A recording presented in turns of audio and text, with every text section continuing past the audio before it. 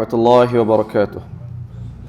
إن الحمد لله نحمده ونستعينه ونستغفره ونعوذ بالله من شرور أنفسنا ومن سيئات أعمالنا.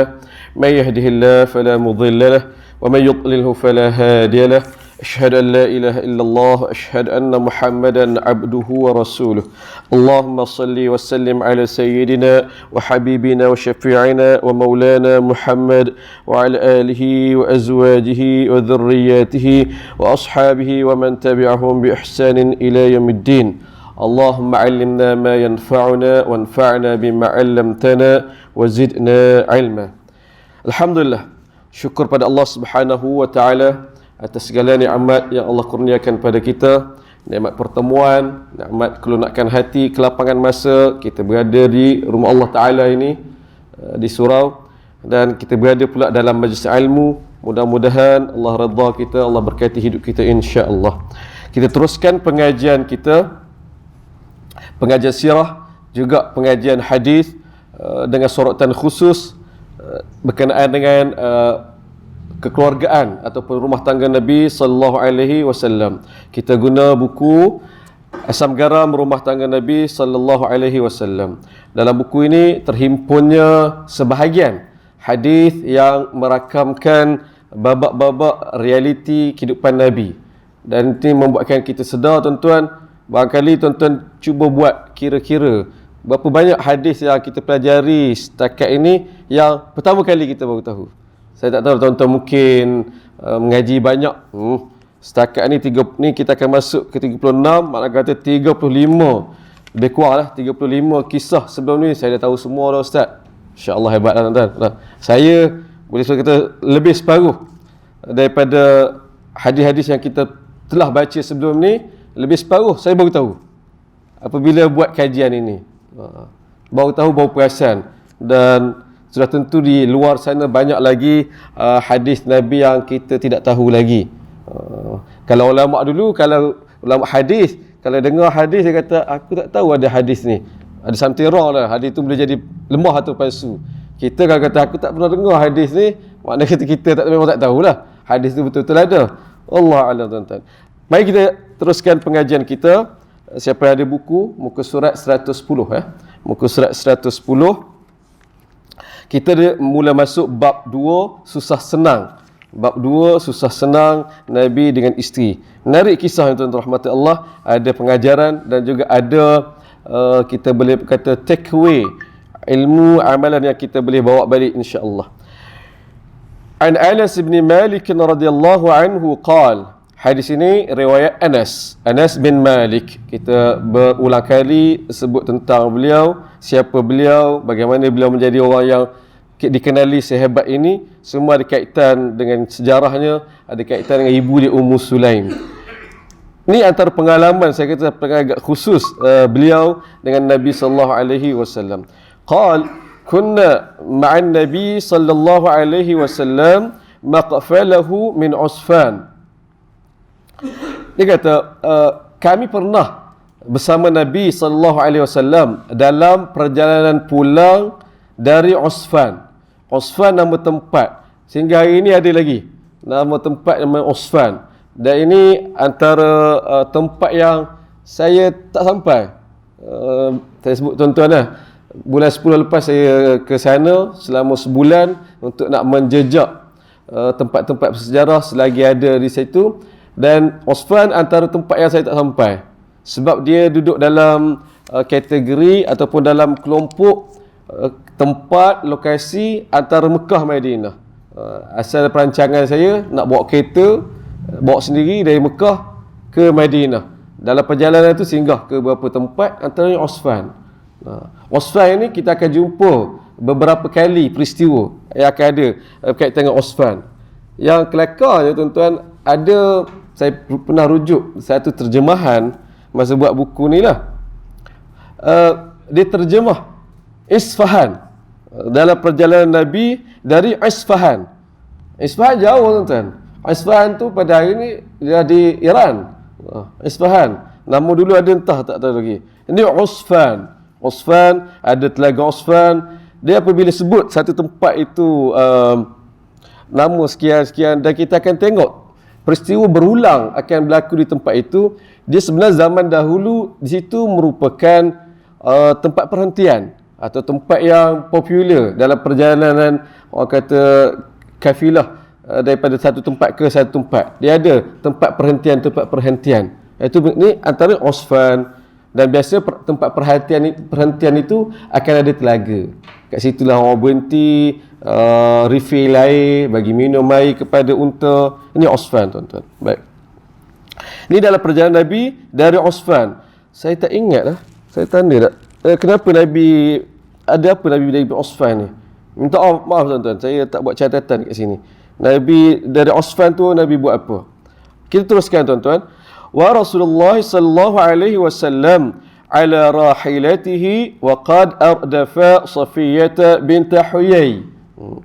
Dalam perjalanan itu Nabi sallallahu alaihi wasallam menaiki tunggangan unta baginda sambil membonceng Safiyah binti Huyai. Jadi kita tahu dalam musafir ini isteri Nabi yang terpilih untuk ikut serta Nabi Safiyah binti Huyai. Kita ingat balik tuan-tuan, satu hadis yang kita pernah bincang dalam bab 1, bagaimana Nabi memilih, macam mana isteri Nabi dapat turn untuk ikut Nabi sallallahu alaihi wasallam. Nabi, setiap musafir Nabi akan bawa seorang ataupun dua orang isteri. Lalu bagaimana untuk nak dapat pilih itu? Nabi buat cabut undi. Yang ni ada kaitan dengan hukum cabut undi. Dan ulama bincang, kenapa Nabi buat cabut undi? Kenapa Nabi tak buat lain? Yang lain tu apa? Buat giliran.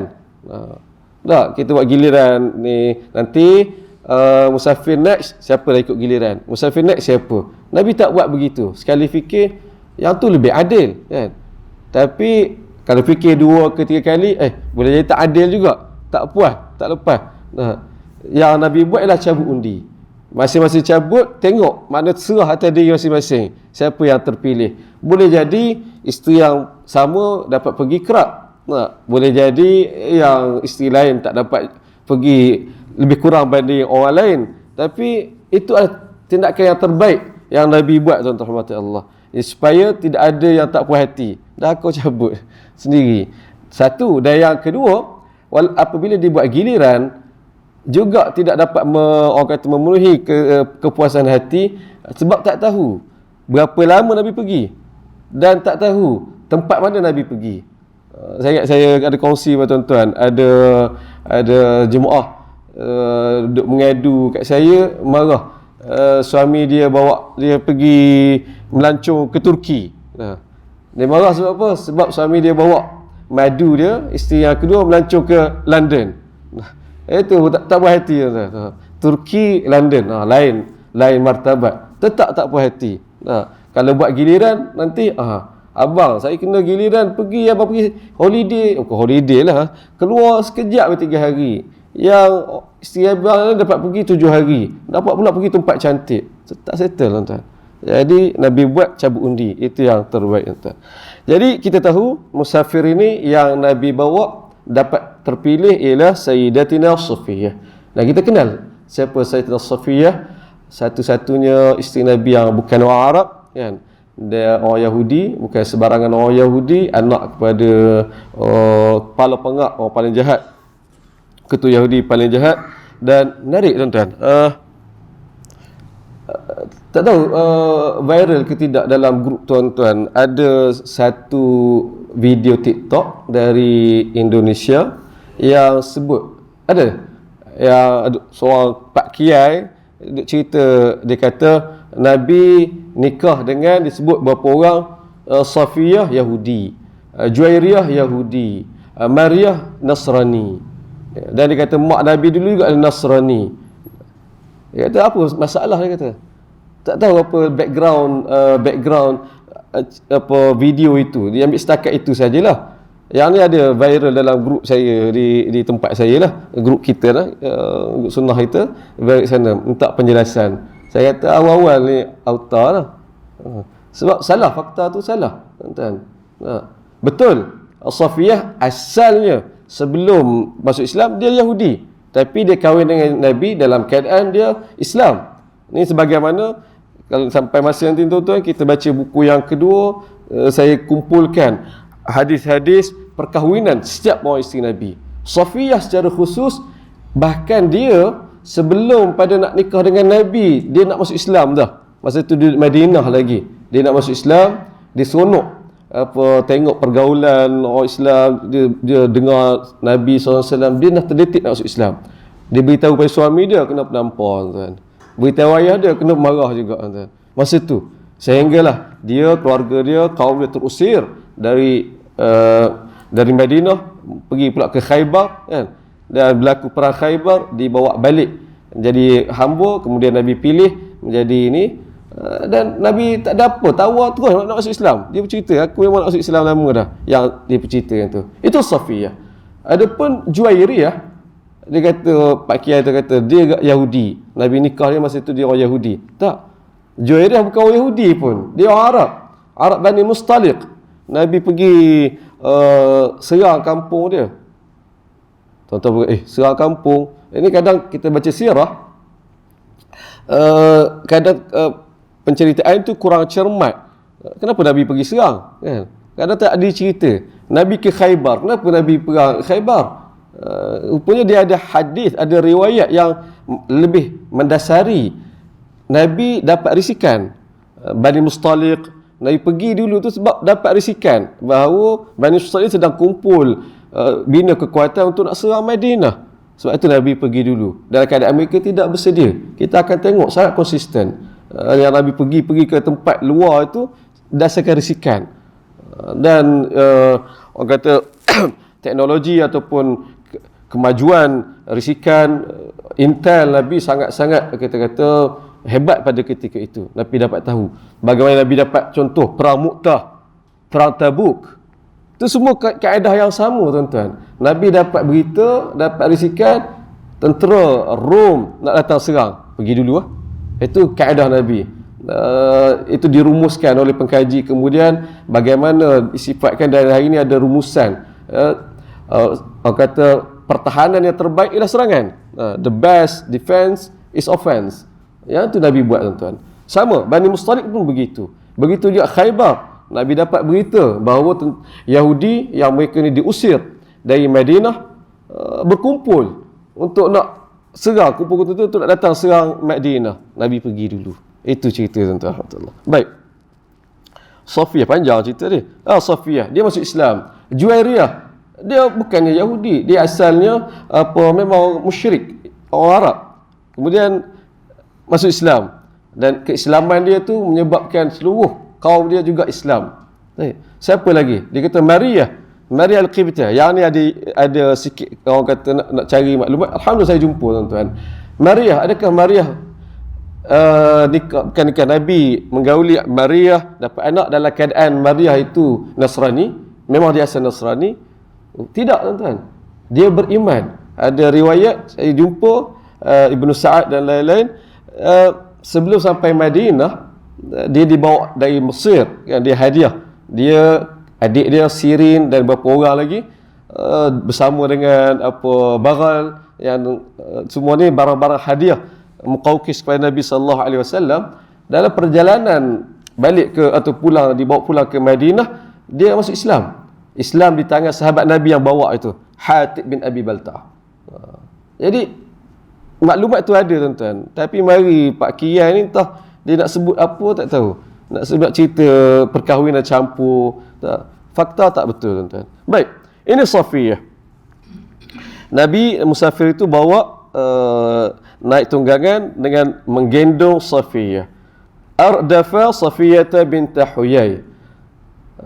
Saya ada skrip buku, dah terjemah tapi tak terbit-terbit lagi, tunggu masa tuan-tuan. Dan skrip buku tu ialah terjemahan dan juga penambahan daripada kitab lama Imam Ibn Mandah.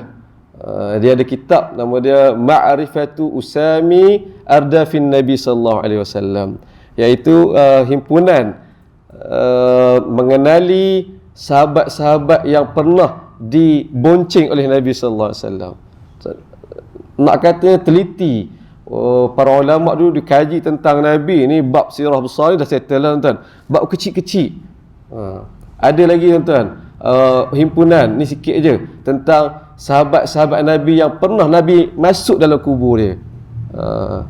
Zulbujadain, dia ada 4-5 orang. Saya pun jumpa seorang lagi, itu nak buat penambahan tuan-tuan. Yang ni begitu juga, Ibnu Mandah, dia kumpul berdasarkan hadis. Konsep beginilah, ada tema kita kumpulkan, dia kumpul dan apabila dikumpulkan setempat, kita akan nampak tema akan beri perhatian. Kita akan nampak satu sisi yang mungkin kita terlepas pandang selama ini. Antaranya tuan-tuan, apabila dalam kitab itu Ibnu Mandah, dia ada bahagian-bahagian dia orang dewasa yang pernah Nabi gendong, Sayyidina Abu Bakar, Umar, Sayyidina Osman pernah. Kemudian ada perempuan yang Nabi gendong, kanak-kanak lah, muda-muda siapa. Kemudian kanak-kanak, banyak pun kanak-kanak tuan-tuan. Lalu kita akan nampak, ya Allah, kehidupan Nabi SAW sampai ni peribadi saya lah. Saya merumuskan antara sunnah Nabi ialah buat berjalan. Kalau kita ada motor, ada sikal, buat jalan. Dan itu Nabi buat. Nabi gendong beberapa kanak-kanak yang sebagai hadis, antaranya Abdullah bin Abbas, Abdullah bin Ja'far. Bahkan kita tengok Nabi balik dari satu perjalanan musafir ni, anak tiri Nabi, sepupu-sepupu Nabi kecil ni, dia tunggu Nabi pakat kerja siapa sampai dulu, yang tu Nabi angkat letak belakang dulu. Lepas tu yang lain datang, dah terlepas, tak ada. Nabi nak ajar first come first serve, lari kuat. Nabi buat berjalan. Allah, ni suasana yang mungkin kita terlepas pandang. Jadi tuan-tuan, mungkin ada cucu, ada anak-anak, kalau ada kelapangan, mungkin lah balik kerja rasa berat, tapi anak ni buat berjalan, sebab kita kata atau motivasi. Nabi dulu buat begitu juga. Mudah-mudahan kita dapat tuan-tuan pahala atas inspirasi mengikuti Nabi SAW. Baik, antaranya Safiyah, ia isteri Nabi, Nabi bawa dia. Fa'atharat naqatuhu fasuri'a jami'an. Entah macam mana, tiba-tiba unta baginda tergelincir. Tengah berjalan tergelincir, mungkin jalan tu tak rata ke bagaimana, tergelincir. Fasuri'a jami'an, dua-dua terpelanting. Nabi dengan isteri dua-dua terjatuh. Allah, macam mana tuan-tuan? Tuan-tuan pernah naik unta tak? Siapa pernah naik unta? Saya pertama kali baru naik unta tuan-tuan, masa sebulan itu. Pergi di arah nak ke Bukit Magnet, dia ada perkhidmatan naik unta. Sekali naik 10 rial, jalan sekejap. Tinggi punya unta tuan.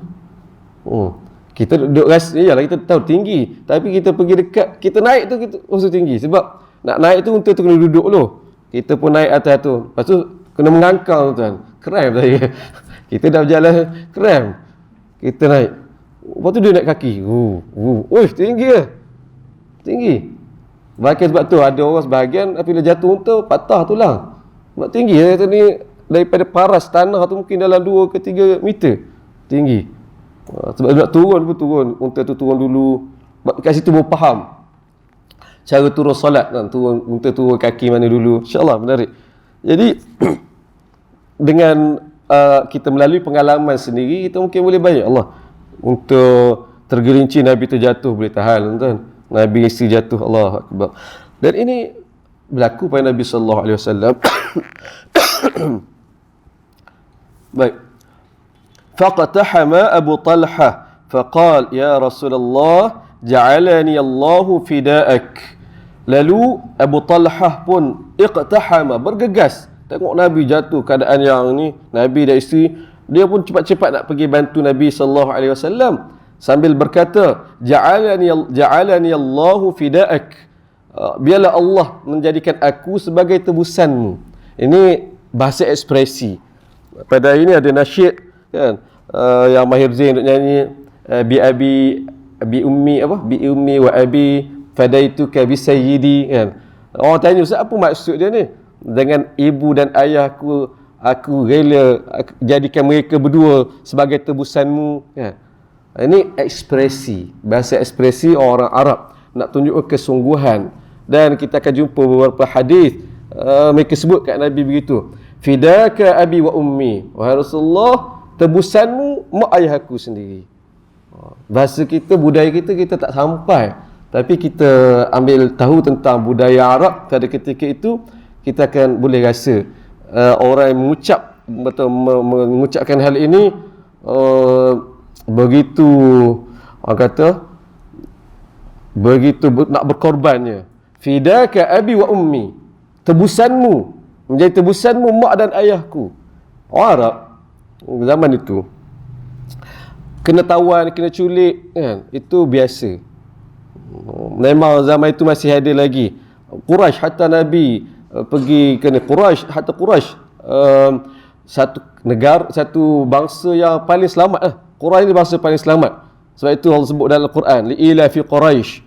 Dia pergi ke Syam, dia pergi ke Yaman, orang tak berkacau. Tapi ada kes dia kena kacau juga. Saya buat dalam buku saya yang Madinah Takkan Rebah tu, Abdul Rahman bin Auf, kisah dia bagaimana dia ikut ayah dia, Sayyidina Osman ikut ayah dia dalam musafir dari ke niaga ke Yaman, balik kena apa, kena raid, kena tawan oleh kabilah. Mereka sebut ni kami Quraisy, tak kisah, asal orang tak nampak tak apa ni. Terbunuh ayah Abdul Rahman bin Auf, terbunuh ayah apa Sayyidina Osman bin Affan, itu ketika itu. Dan siapa lagi, apa, Zaid bin Harithah, anak angkat Nabi kan, dia diculik dari kampung dia, Bani Kalb, jauh di utara, dijual ke sini. Memang biasa, satu kabilah datang serang apa kabilah yang lain, buat lari orang perempuan, buat lari kanak-kanak, buat ni. Lalu apa yang mereka nak? Mereka nak duit, mereka nak harta. Jadi mereka nak tebusan. Jadi sanggup tak seorang itu nak bukti sayangnya kepada anak ke isteri ke yang diculik, sanggup tak nak bayar sekian. Ada harta apa ratusan ekor unta, nak satu ekor unta untuk nak buat balik kembali ke isteri, sanggup. Itu tebusan, tuan-tuan. Tapi ada tak orang sanggup anak tebus mak, tebus ayah? Tak ada. Ayah dan mak untuk dijadikan tebusan itu paling tinggi lah. Dan para sahabat sebut hal itu, fidaka abi wa ummi. Andai berlaku lah kan, nak selamat Rasulullah sampai perlu mengorbankan mak ayah, kami sanggup. Kami sanggup jadikan mak ayah kami sebagai tebusanmu. Sama dalam hal ini, Abu Talha kata, ja'alani Allahu fidaak. Aku sanggup biar Allah jadikan aku sebagai tebusanmu. Maksudnya Rasulullah, kalau Allah boleh gantikan tempat kan, biar saya jatuh, Nabi tak jatuh, tak apa. Itu maksudnya. Ini ekspresi asalnya, tapi apabila kita memahami asal budaya itu, kita rasa benda ni besar, tuan. Ja'alani Allahu fidaak. Rasulullah, saya sanggup jadi galang ganti, begitu, tuan. Abu Talha, dia nak pergi bantu Nabi. Abu Talha ni sahabat Nabi, dia ialah ayah tiri Anas, ayah tiri kepada Anas bin Malik. Kisah dia panjang, tuan-tuan, sampai masa nanti kita bincang bagaimana dia sebenarnya belum Islam. Nabi mula-mula sampai Madinah, dia tak beriman lagi. Bukannya Nabi sampai Madinah itu semua seluruh Madinah beriman, tak, ambil masa. Yang beriman, yang tak beriman ramai juga. Yang buat-buat beriman pun ramai juga, munafik, sampailah ke sudah. Bukannya Nabi pegang atau dapat kuasai Madinah tu dalam keadaan orang kata kalau mengundi ni 100% undi, tak ada. Ada yang ni, dan ini realiti. Yang duk bersembunyi ni munafik, tuan-tuan. Abu Talha tidak beriman peringkat awal, tapi dia beriman sebab apa, nak nikah dengan mak Anas, Ummu Sulaim. Dan ini hukum yang lain pula. Ummu Sulaim kata nak kahwin dengan aku boleh, masuk Islam dia, tuan-tuan. Tapi alhamdulillah baik Islam dia. Yang ni dia ikut Nabi. Sekali dengan anak tiri dia Anas bin Malik. Dia nak bantu Nabi. Sampai disebut tadi, qal alaikal mar'ah. Tapi Nabi pula sebut alaikal mar'ah, awak pergi bantu dulu perempuan itu. Bantu. Maknanya siapa? Isteri Nabi, Safiyah. Ini sebagai suami begitulah. Kita pun secara automatik begitu, tuan-tuan. Kita berlaku apa saja, kita mula-mula kita ingat anak kita dulu, isteri kita dulu kan. Ini lumrah. Kita ingat. Nabi pun gitulah. Nabi cedera, orang nak tolong Nabi, ya, sahabat Nabi akan utamakan Nabi. Tapi Nabi pula akan utamakan isteri. Pergi bantu isteri saya dulu. Baik. Alaikal mar'ah. Faqalaba thawban ala wajhihi wa ataha fa'alqahu alaiha. Abu Talhah menutup wajahnya dengan sehelai kain, lalu mendekati Safiyah, kemudian melemparkan baju itu kepadanya. Ni adab para sahabat dan isteri Nabi. Mana peristiwa ini mungkin sudah terjadinya selepas hukum hijab. Si Nabi sudah tidak boleh dilihat lagi. Jadi maruah itu dijaga. Jadi Abu Talha nak pergi bantu isteri Nabi sallallahu alaihi wasallam, Safiyah. Dia tak boleh tengok darat macam tu, dia tutup muka dia pergi, kemudian dia lemparkan kain itu, tuan-tuan. Baik, kita pun tak tahu macam mana keadaan Safiyah. Dan rasa tak salah tindakan Abu Talha, dia nak pergi bantu Nabi dulu, Nabi dah elok, Nabi pergilah bantu sini Safiyah kan. Sebab dia tak boleh agak terhad nak bantu tu. Tapi Nabi suruh pergi bantu dulu Safiyah. Makna keadaan ketika itu boleh jadi lambat lagi, sakit lagi lah kan. Sebab itu suruh pergi bantu juga, ada keperluannya di situ. Nabi boleh buat sendiri, boleh urus sendiri. Baik, itu yang Abu Talhah buat. Wa aslaha lahuma markabahuma farakiba. Lepas dah Nabi boleh bangun sendiri, boleh sendiri, Safiyah juga keadaan ini, Abu Talhah membaiki semula tempat tunggangan, lalu mereka berdua menunggang semula. Dia tolong settle balik, angkat balik unta, letak balik pelana atas unta. Bukan senang tuan-tuan. Kemudian Nabi dapat naik balik, lalu mereka pun berjalan. Baik, itulah kisahnya yang menjadi orang kata tumpuan bagi pengajian kita. Kita letak tajuk tadi kan, Nabi dan Safiyah ke Malangan. Adapun hadis ini dia ada sambungan dia lagi, yang mana menjadi tumpuan bagi Imam Al-Bukhari letak dalam sahihnya untuk nak cerita yang selepas pada ni. Kan nampak? Peristiwa sama tapi sudut pandang itu berlainan. Ini hadis begitu tuan-tuan. Kita bukan sekadar ikut yang orang kata satu sudut itu saja. Hadis ini riwayat Al-Bukhari. Imam Bukhari guna hadis ni untuk maksud yang lain. Kita buat sorotan maksud rumah tangga. Mari kita tengok tuan-tuan, apa yang Imam Bukhari pilih sebagai sudut pandang. Ceritanya bersambung. Fa aslaha lahuma markabahuma farakiba. Abu Talha baiki kedudukan tunggangan, lalu Nabi dan isteri naik semula. Waqtanafna Rasulullah sallallahu alaihi wasallam. Kami dapat bantu Rasulullah. Baik. Falamma ashrafna 'ala al-Madinah qal, pada perjalanan diteruskan. Maka tak lama kemudian falamma ashrafna al-Madinah, Madinah mula kelihatan. Perjalanan jauh, nampak Madinah dari jauh dah. Bagaimana Madinah nampak ni, wallahu alam. Zaman dulu, kita zaman sekarang ada bukit tak nampak ni kan, ada bangunan kita tak nampak. Mungkin kita boleh nampak kalau pada hari ni nampak lampu hijau dari jauh. Allah, sampai dah Masjid Nabi kan. Lagi ni nampak Bukit Uhud. Nampak ni. Yang ni wallahu alam, zaman dahulu ada tanda-tanda yang kata nak sampai dah ni.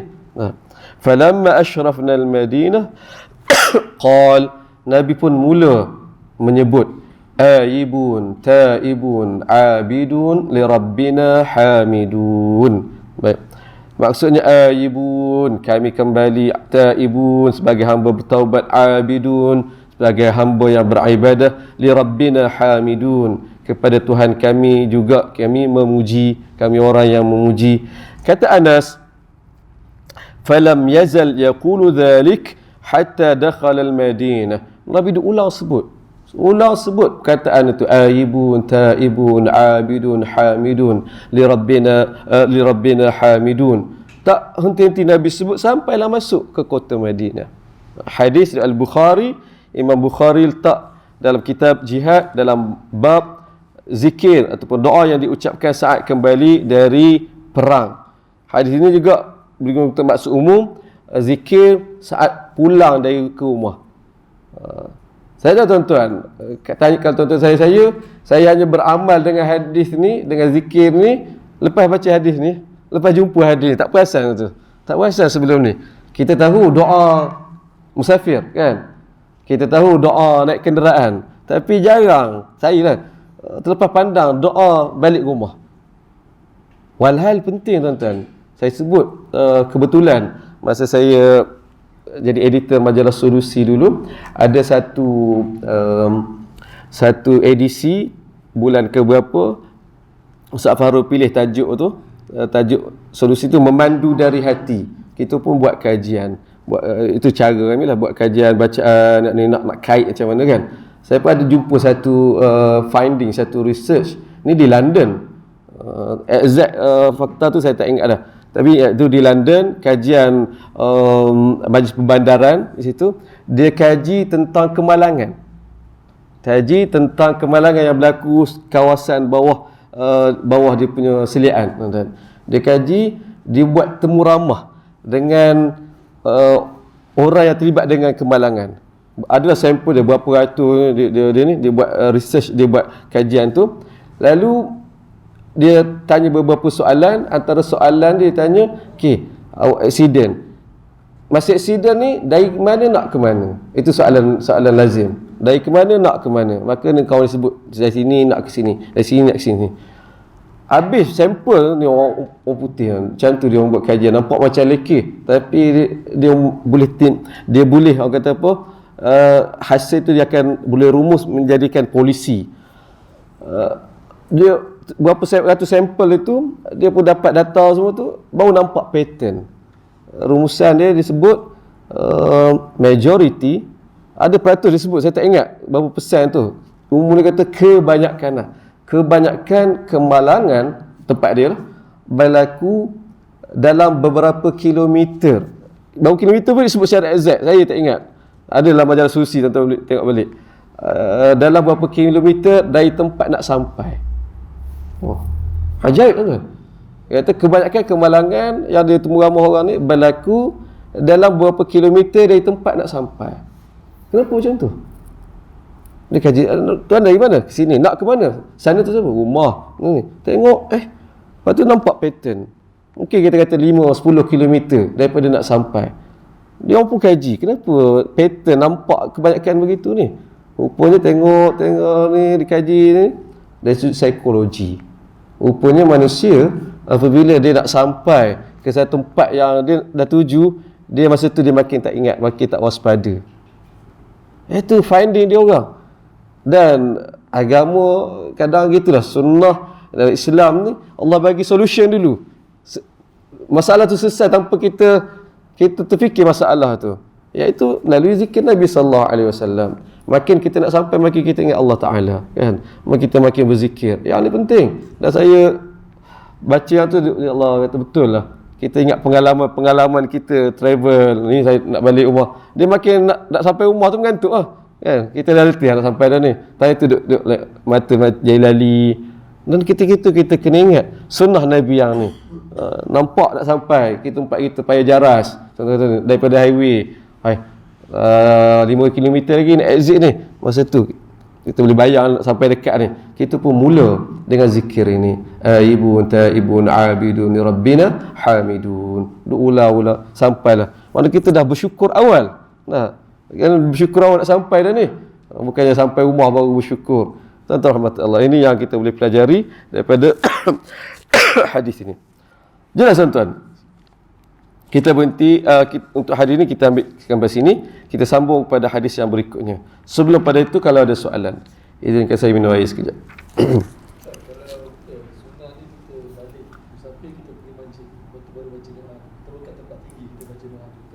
Ya, bismillah. Macam mana soalan?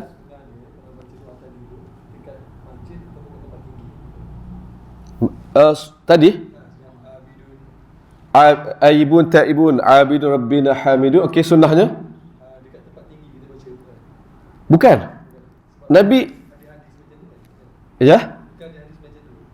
Yang tempat tinggi, ya. Falamna asyrafna 'alal Madinah, kami nampak dah Madinah. Kan? Itu bukan tinggi. Tadi zaman kita ni, kalau kita dah nampak tanda-tanda tempat kita nak sampai dah, maka kita mula untuk doa itu.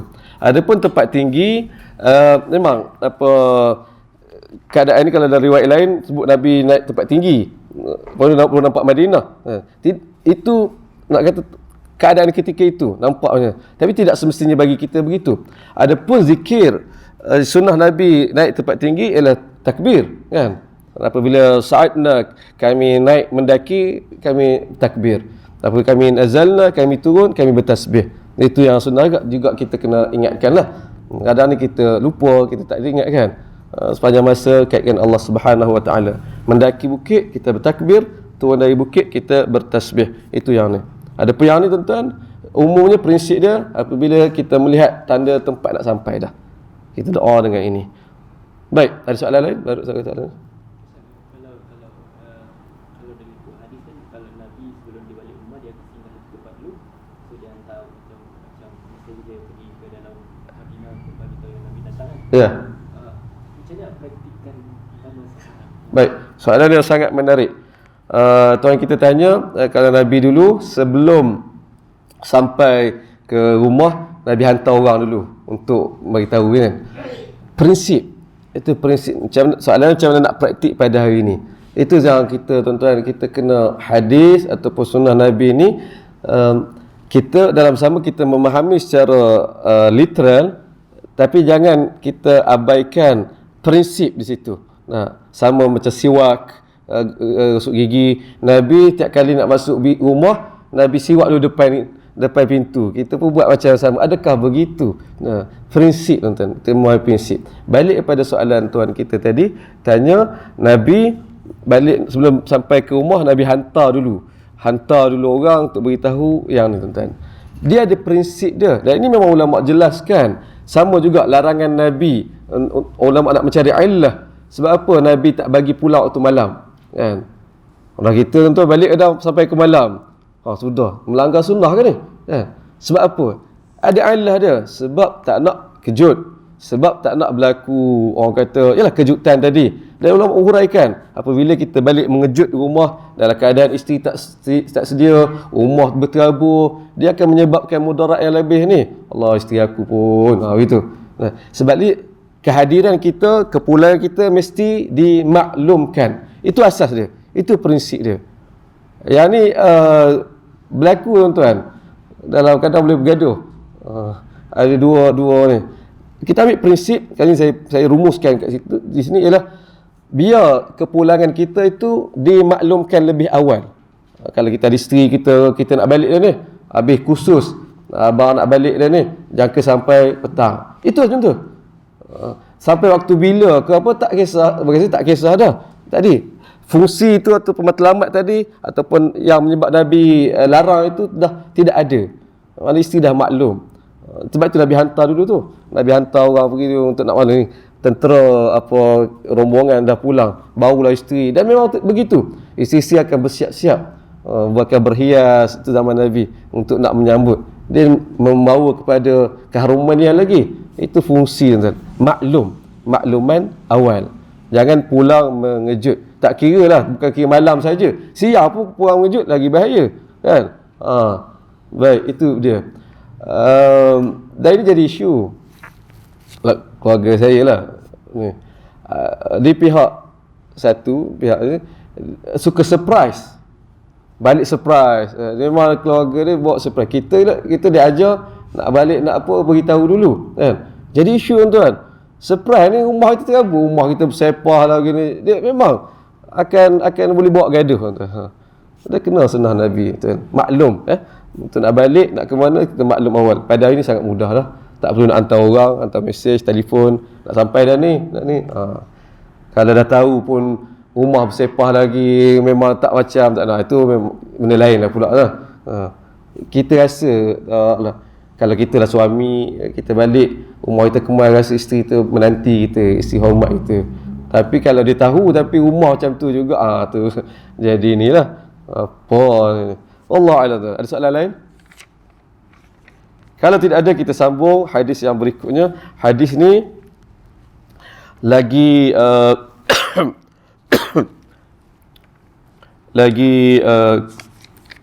lagi penting tuan. Kita tak bincang lagi kan tempat hadis ni. Macam dah bincang tu bincang. Baik. Nabi muka surat 113. Boleh tuan-tuan kita baca sampai Isyak, mungkin kita sambung kemudian nanti insya-Allah. Sebab saya perlukan masa lebih untuk huraikan yang ni. Apa kita baca dia tuan-tuan. Asam garam 37, Nabi kemalangan lagi. An Az-Zuhri qal, hadis ini Az-Zuhri peringkat tabi'in, dia berkata qal akhbarani Anas bin Malik al-Ansari, bahawa Anas bin Malik al-Ansari mengkhabarkan kepadaku, menceritakan kepadaku. Imam Az-Zuhri, Ibn Shihab Az-Zuhri, imam besar tuan-tuan dalam sejarah ilmu, dan dia adalah anak murid kepada sahabat besar Anas bin Malik. Nanti kita hurai lanjut tentang mereka berdua. Apa kata Anas bin Malik? Anna Rasulullah sallallahu alaihi wasallam rakiba farasan. Nak jadi cerita, pernah Nabi sallallahu alaihi wasallam menunggang kuda. Fajuhisha shiqquhu al-ayman. Jatuh kuda. Tak ada unta kes tadi. Yang kes kita cerita ni kuda pula. Nabi naik kuda jatuh. Fajuhisha jatuh, fajuhisha shiqquhu al-ayman. Jatuh terhempas di bahagian kanan Nabi. Kat sini ada perbincangan panjang sebab ada gabungan hadis.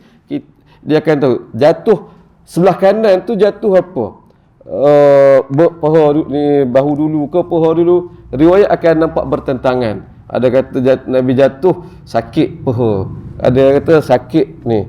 Jadi poin dia jatuh sebelah kanan, terhempas di sebelah kanan. Qala Anas, فصلى لنا يومئذ صلاة من الصلوات وهو قاعد. Jadi keadaan tu jatuh tu teruk tak teruk tuan-tuan, kita boleh bayangkan, kata Anas, hari tu lepas pada tu Nabi salat, Nabi jadi imam. Ketika muqim di Madinah, Nabi jadi imam. Selagi Nabi mampu, Nabi jadi imam. Nabi jadi imam tapi dalam keadaan Nabi duduk. Pertama kali dalam sejarah ketika itu Nabi imam duduk. Dah ada hikmah Lalu keluar nanti perbincangan hukum imam duduk, makmum nak buat macam mana. Baik. Fasallaina wara'ahu qu'udan. Kami pun solat belakang Nabi, kami makmum solat duduk juga. Baik. Hadis ini berhenti kat sini, tapi kena baca dengan riwayat yang lain. Saya sebut riwayat yang lain, Nabi tegur. Apabila sahabat Nabi solat duduk, Nabi tegur. Nabi paling belakang, iltafata, Nabi paling belakang. Kat sini keluar hukum. Boleh tak kita paling dalam solat? Boleh. Ada keperluan tanpa memalingkan arah kiblat badan kita paling. Nabi fa'asyar, bagi isyarat untuk bangun. Pakat bangun balik semua. Baik. Habis solat itu Nabi kata, "Tsumma qala lamma sallama." Lepas bagi salam, Nabi pun ceramahlah sikit. "Innama ju'ila al-imam liyutamma bih." Imam, sesungguhnya imam itu untuk diikuti. Ini hadis masyhur kita kan. Innama ju'ila al-imam liyutamma bihi. Imam itu untuk diikuti. Fa idza shalla qa'iman fa sallu qiyaman. Apabila imam tu solat berdiri, solat berdiri. Dalam hadis ni tak ada. Dalam riwayat lain ada Muslim, wa idza shalla qa'idan fa maaf salah sebut tadi. Apa fa sallaina wara'ahu qu'udan. Kami solat duduk. Wa idza shalla qa'idan fa sallu qu'udan ajma'un. Apabila imam solat duduk, kamu pun solat duduk semua, tuan-tuan. Asalnya sahabat Nabi solat berdiri. Tadi Nabi imam solat duduk. Saya betulkan saya punya kenyataan. Nabi solat jadi imam solat duduk. Sahabat Nabi tak tahu nak buat macam mana, mereka solat berdiri. Ya. Nabi bagi isyarat suruh duduk, baru sahabat Nabi duduk.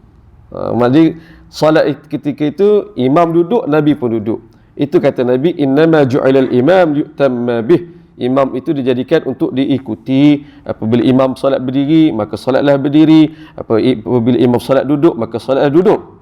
Wa idza raka'a farka'u. Apabila imam tu rukuk, maka rukuk. Wa idza rafa'a farfa'u. Apabila dia bangkit daripada rukuk, maka bangkit daripada rukuk.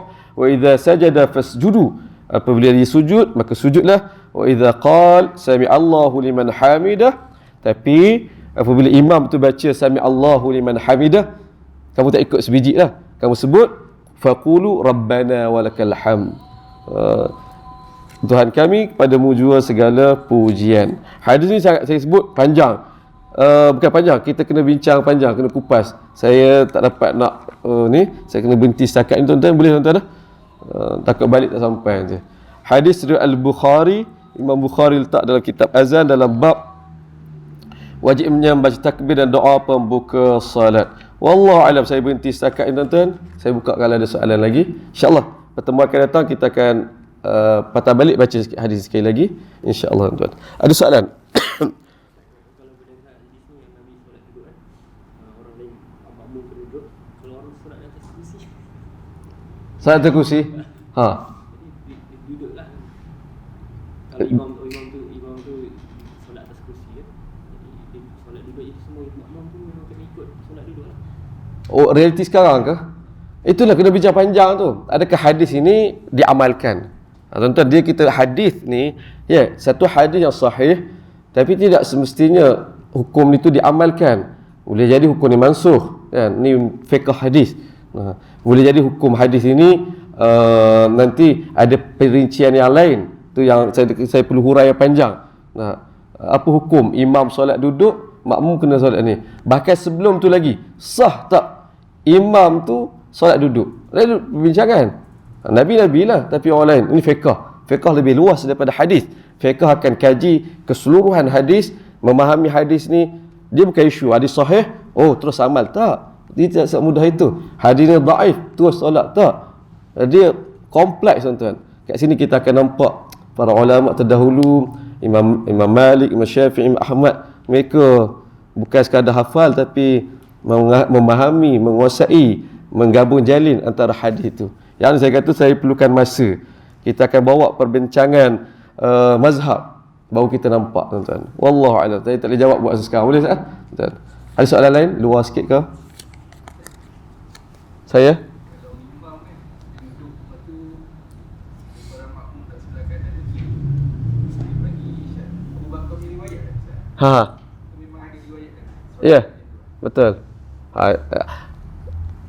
Tu jadi nak ulas jadi panjang. Hadis yang disebut tu Sayyidina Abu Bakar solat belakang ni kan. Tu dia akan ada kaitan dengan hadis kita baca ni. Dia kena dia memahami, kena faham hadis ni, kena ambil hadis sana baru kita akan faham. Imam sepatutnya solat berdiri ke, makmum solat berdiri ke duduk. Nanti itu adalah pertemuan akan datang insya-Allah. Insya-Allah. Ada soalan lain? Soalan dulu. Tuan-tuan nak tanya soal jawab buku akam solat, orangnya ada, pakarnya ada, Ustaz Zukhairi. Guna buku ni, solat sunat. Fahami solat sunat, perbahasan menyeluruh dan mendalam. Dia pakar untuk solat ni. Wallahu a'lam. Ada soalan lain? Kalau tidak ada, kita berhenti setakat ni tuan-tuan. Boleh?